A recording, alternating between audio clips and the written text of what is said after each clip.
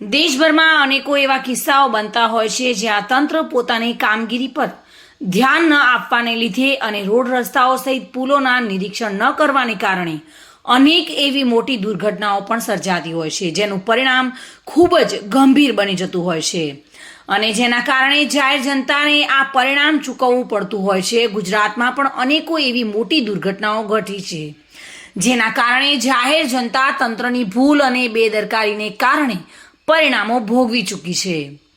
દાંતા તાલુકામાં આવેલા સર્વોદય આશ્રમ સણાલી શાળા નજીક આવેલી નદીના પુલ પર મોટું ગાબડું પડ્યું છે। આ પુલ પર ગાબડું પડતા અનેકો સાધનો એક તરફના માર્ગનો ઉપયોગ કરી રહ્યા છે।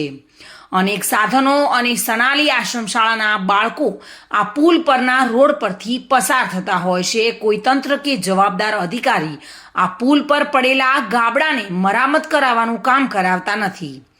સણાલી આશ્રમ શાળાના નજીક આવેલી આ નદી પર બનેલા પુલના રોડ પર પડેલા ગાબડાના કારણે મોટી દુર્ઘટના સર્જાય તો નવાઈની વાત નથી। તંત્રની આ બેદરકારી અને કામગીરીને લઈને અનેક પ્રશ્નો ઊભા થયા છે। સાથે સાથે તંત્ર અને સરકાર તાત્કાલિક પડેલા ગાબડાને રિપેર કરે તેવી લોક માંગ પણ ઉઠી છે।